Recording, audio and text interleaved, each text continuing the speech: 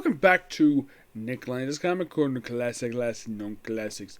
This episode number 2144, Doubleshot number 2038. Now, these two are basically featured characters who are created by Steve Ditko. First up is one of his creations for DC Comics, Hawk and Dove, or known as the Hawk and the Dove, the Silver Age. Yes, and this is only one volume because it's a really short era for this group. Yes. We have their now here's the thing. Steve Ditko does their debut plus the first 2 of 6 issues of their ongoing series for the artwork. Yeah, I have no idea why the heck he did this for. If I had a chance to meet him, I would probably ask him that question. Why the heck did you leave?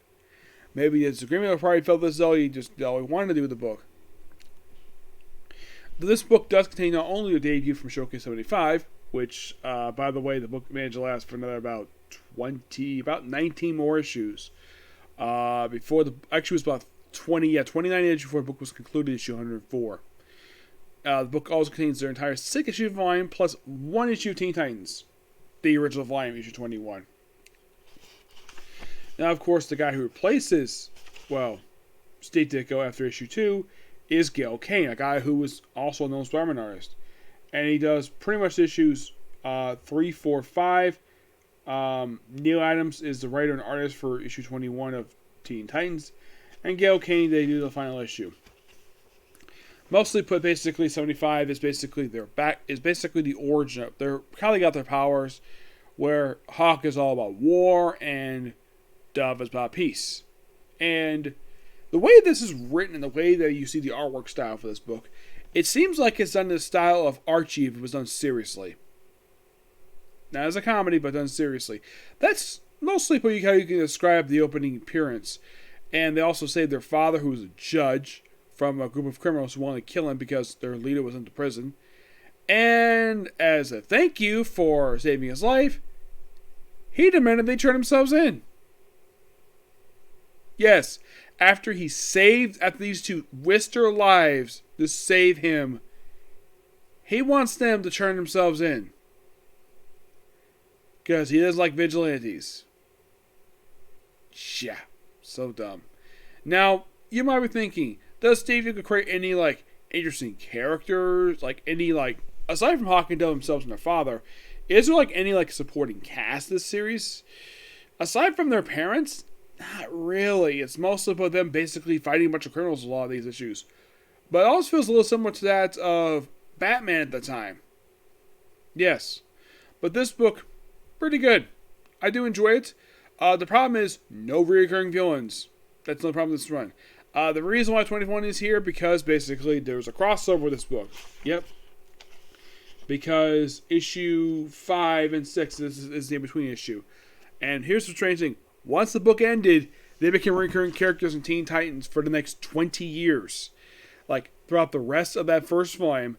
And Hawk, and then after Crisis Universe, basically, Hawk appeared occasionally by himself. And then we have the second volume for the series.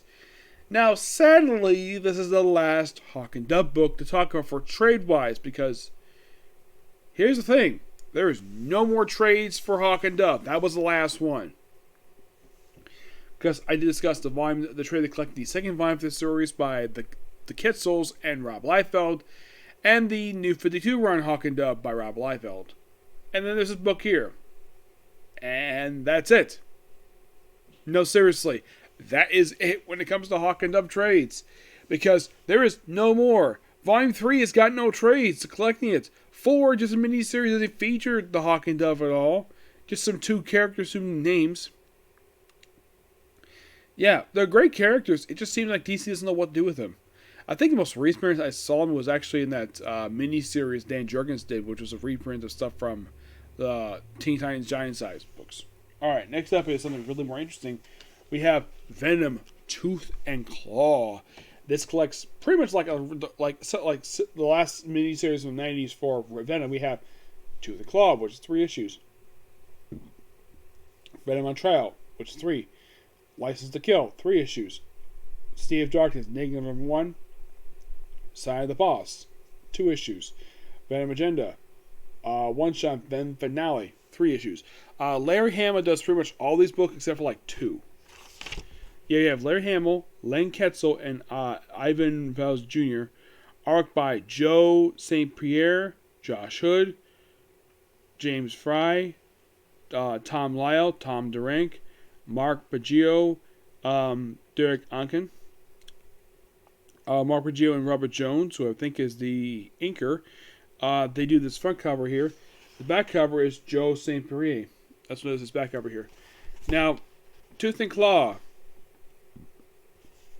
It's a team up miniseries where basically Venom teams up with Wolverine to deal with some stuff.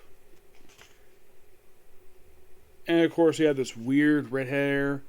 There's not a lot happening with the Tooth and Claw book, but I do enjoy the artwork. And of course, you have reappearance here by Bastion. Yes, a Scott Lobdell character. It's a quick cameo. And then apparently, like, we have stuff with Daredevil in here. Because, well, then we have Venom getting arrested at the end of Tooth and Claw, which puts him on trial, with Daredevil defending him. And then the very next book, License to Kill, at the end of in trial, he was made a law enforcement officer for a quick mini series. And of course, him quoting Judge Dredd, "I am the law." Yep. Really good, somewhat good. It's a really interesting book, this one. Interesting idea Larry Hama did with this one. Yep. Then we have Sea of Darkness, which is a one-shot. Yes, a one-shot. Yep. Of course, the cover is like taking inspiration from the 50s horror comics. It just looked like a flashback for Eddie Brock. And then we have Sign of the Boss, which is a quick 2-issue miniseries. All this book is well, Venom fighting some robot guy, and also apparently fighting the Ghost Rider. Yes. Which Ghost Rider, I ask? Well, let's see. It was the 90s. It was probably Dan Ketch. Why he's dressed like this, I have no idea. So he gets involved with the Ghost Rider in here.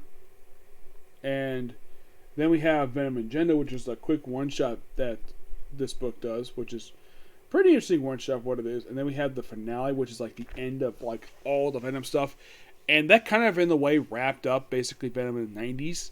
And next time he would be seen was actually when the book got when Mason Hammer got relaunched, he became a permanent villain again.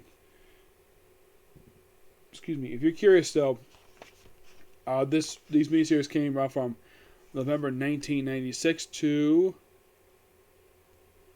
And look at the cover for Venom Finale number 3.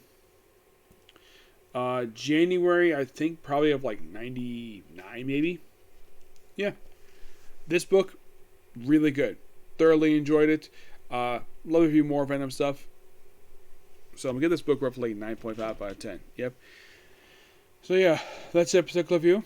Next step is going to be, well, probably another thing for Super Sentai. And then, of course, we'll be on to Izuru Goes Dungeon, which will be the finale for that one. Okay? Next view. Bye.